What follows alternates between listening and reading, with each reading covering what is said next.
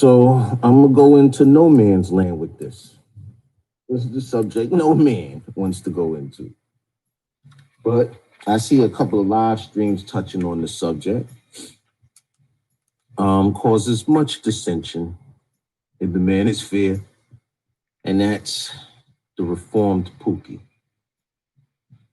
Seems to be a lot of back and forth about the reformed Pookie. What is the reformed Pookie? Reformed from what? You know, proof of reformation. You know, all of this was this week, I think, a response to a live stream Ramil Amir had. He had one called Hating on Reformed Pookies is Stupid. Okay. Now, Ramil's live stream was defending one of his contributing subs in the super chat. Ramil had one of his subs in the super chat that was giving him a high number of donations. I don't even remember what it was, but the guy might have been giving Ramil $50 after $50 to the point where he might have gave Ramil 4 or 5 $50 donations in a 5-minute span. Like shared $200, $300 with the brother. So Ramil was on the live stream like, yo, brother, you banned from giving me anything else. Like, I don't like that. Please stop. And it was like, matter of fact, would you like to get on the live stream with me? So dude got on with Ramil. And it was just building, just talking, just kicking it. And dude was telling Ramil, you know, I be sending you so much money because everything you're saying is true. I used to be a Pookie. I used to be on that Pookie shit. And I cleaned my life up. Now I'm doing the right thing. My money good. I'm living good. So, you know, I'm able to give shit and I enjoy it. And here come Mr. Fantastic.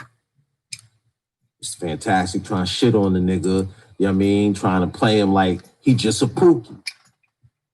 And Ramil is defending him like, nah. My man is telling me his life story. He's not glorifying it. He's just breaking it down to me. And I was asking him, you know, why you subbing so much? Why you donating so much in his super chats? It's a lot of money. And the guy was breaking down to me because everything he feel I'm saying is true. He got out of that Pookie lifestyle. His life is better. But Mr. Fantastic couldn't take it as that. He just kept disrespecting the dude. Oh, none of that money's legit. You out here doing this. You out here doing that. And Ramil took it like, yo, you disrespecting my customer, man.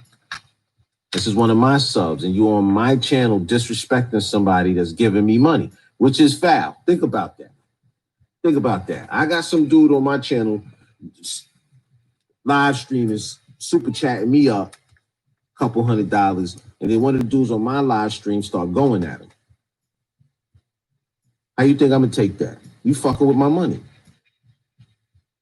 So while all this is going on, MOT is in the chat, right? Y'all know how MOT feels about Pookies. Now, Ramil, you know, he's still online, hasn't fully made the point of what he was trying to make, and a lot of people have missed the context of what point he was trying to make. The point Ramil was trying to make was shitting on reformed Pookies is stupid because there was a reformed Pookie on his live stream and Mr. Fantastic was shitting on the dude. But MOT takes it a whole nother way, thinks Ramil is defending Pookies. Splits the stream, goes on live immediately. Unacceptable. MOT, you my nigga, but that's unacceptable. Let Ramil flesh out his ideal, you know? If dudes are sitting there with 5,000 on the live stream, you know what I mean, and then you go on, you know what I mean, 2 gonna go to you automatically. And that's a high number I'm using, but you get the gist. But y'all were acting like Ramil was defending Pookies, and he wasn't. He was defending the Pookie that was on the reformed Pookie that was on his live stream. All right? But then MOT, you went over there and kind of attacked the issue like you do, full vitriol. Fuck Pookie. Pookie should be dead. Firing squad dead. Executed. No excuses. No differential. They all the same. A dime a dozen. He fucked up. It's too late. He got to go elsewhere. He banned. Even so much so, I know you remember MOT. I put in the chat, yo, MOT, what you so triggered that you had to go do an immediate response? Your exact words was, yo, anybody that say the word triggered in my chat, you ban them right now. And I said, nah, MOT, you're not banning me, nigga. And then you let it rock. But you remember the exchange me and you had during this episode. Just saying, just bringing it up. But basically, it's like we're productive black men, and anybody that's a pookie or was a pookie just ain't. You got the scarlet letter forever. You're a pookie. There's no coming back to the community. There's no contribution you could make. Kick rocks. That's how MOT sees it. And all of that, he's within his rights. He's in his rights to feel and say how he feels, no matter how outlandish or absurd it may be, or hyperbolic it might come off. But, you know, y'all know how MOT is. So I truly understand. We don't want the most unqualified amongst us to be the leaders over us. I get that, like with some artificial attribute like swag. Like I get it. Swag has been running the community and game has been running the community for too long. We need experienced, certified creators and finishers, managers, architects, engineers, administrators, and workers. You know, and the hustlers and the gamers, they've succeeded and lived well in the gynocracy of white supremacy, the artificial matriarchy. Yeah, everything in the hood, the preachers, the drug dealers, the con men, the snake oil salesmen, the shaman. But if real black men are to take back control of our own narrative and our own community and have a real stake and ownership in this community, you know what I mean? That means we're controlling our image as well. And we can't do that with Pookie and Ray Ray out front controlling the image of what the black man is supposed to be, because that's a caricature. I understand that. You know, the best of the best need to be representative of what we're about. I agree with you on that, MOT, no doubt. But, you know, Ramil, he was defending one specific reformed Pookie. The one Mr. Fantastic was on the live stream badgering. Ramil was saying that that man didn't glorify anything, bragging about anything. He told Ramil a little life story, how it inspired him, and he had him thinking more business-like, more goal-oriented. And Fantastic wouldn't let it go, the fact that Duke used to be a past Pookie. You know, y'all don't seem to know the difference between a present Pookie or a reformed Pookie. Like, what's the metric for a reformed Pookie? Like, we all should know that reformed Pookie is basically a question of, do you still dabble in the hustle that made you a Pookie? Or are you just full-time man shit, business, legitimate? It's a simple question. Reform is past tense, meaning do you any longer contribute to the criminal element of Pookieism?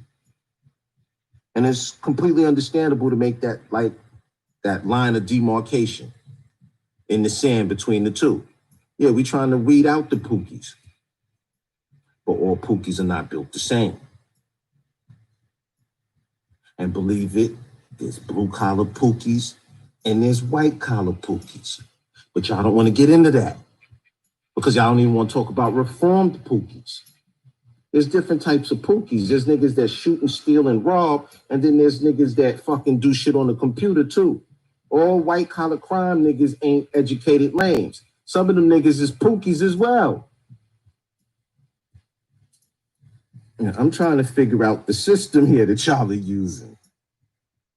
Now, if y'all rejecting all reformed Pookies, and this is some of y'all's bus drivers, this is some of the security guards that guard y'all, this is some of the dudes that come and service your house doing the plumbing and the electricity. But y'all rejecting all reformed Pookies. So where do they go? with their money and resources. But is this creating a whole new class of black men, a whole nother race? So them black men all of a sudden EBM or SYSBM,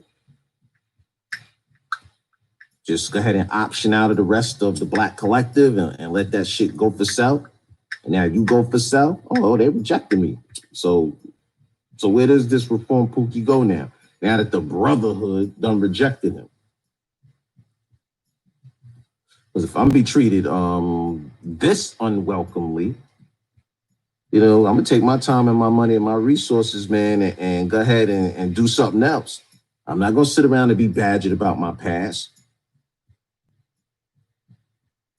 You know, especially if I'm truly reformed, but reformed to whose metric? You know, if I know I put away the criminal mentality, that always trying to get over shit, that hustler shit, hustle my way through everything, being slick. Yeah, that job turkey shit. I get it. That mentality.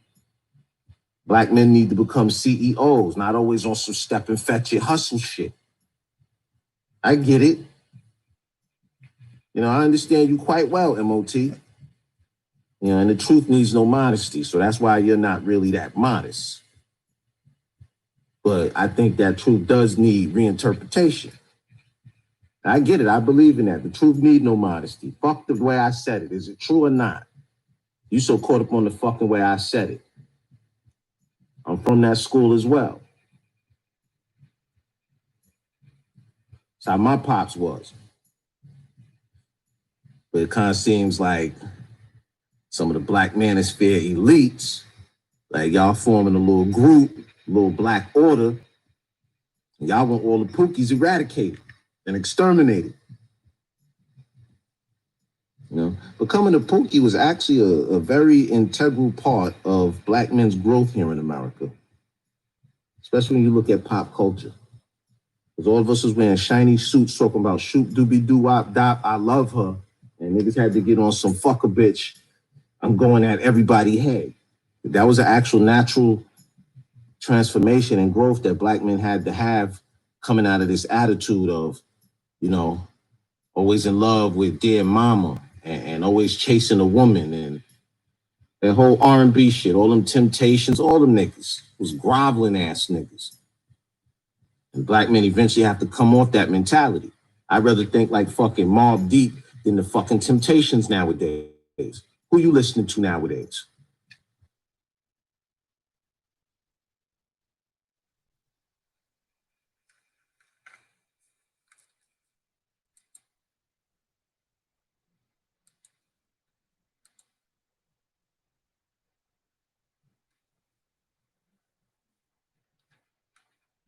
You listen to that shooby-doo-wop pop bullshit, telling you to love her and hold her and take care of her and never let her go.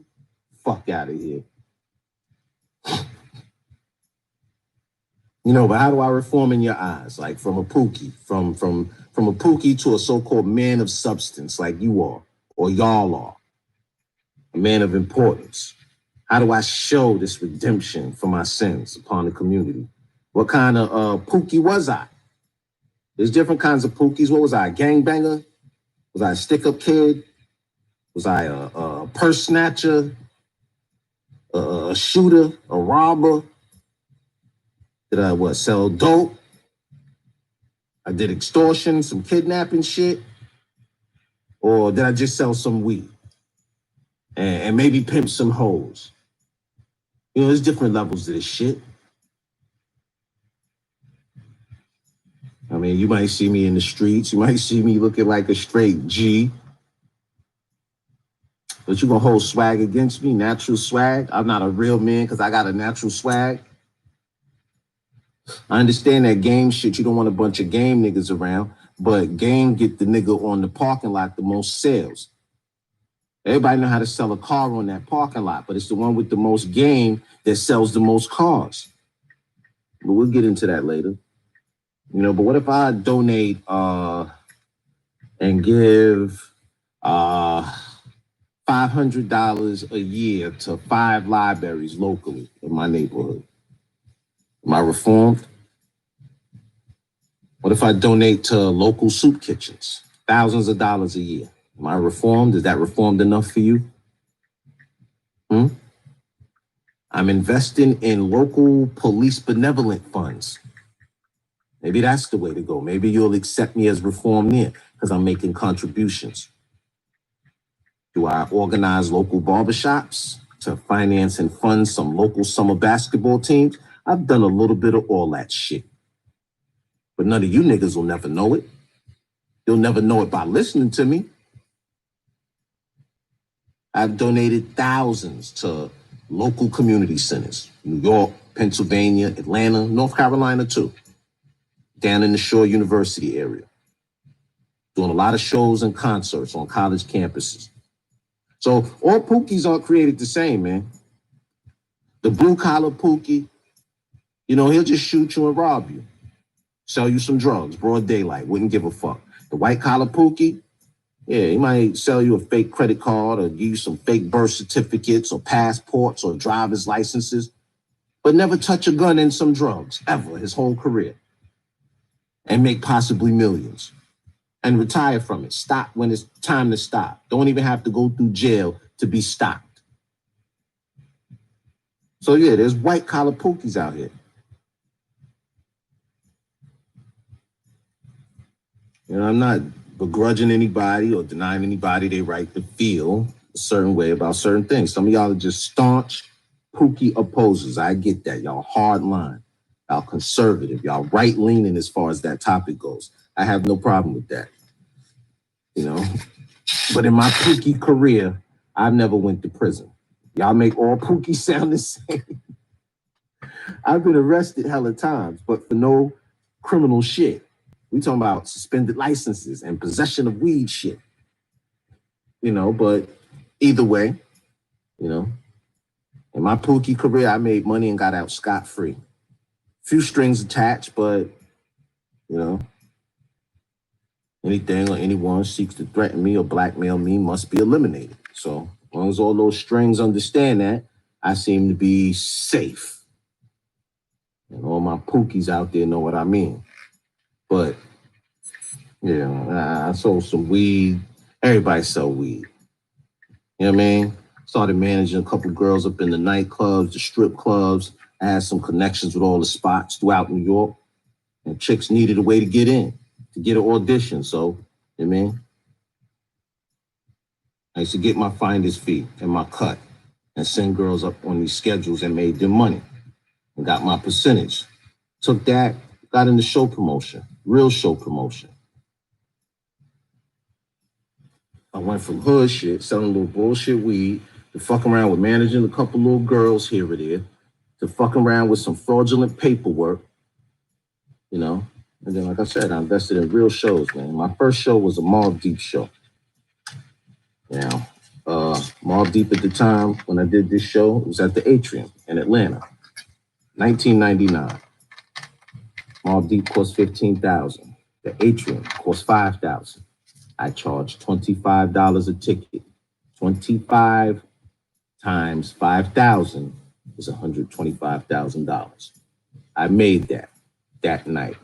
Took that, made more investments, bought a house, did more shows, continuously flipped money. So yeah, you can go from being a pookie to having money, legit money overnight and completely reform. And during these Educated Lame live streams, you hear some real breakdowns of what a pookie is. Pookie's a loser who preys on educated lames to bully and take advantage of and ride his coattail.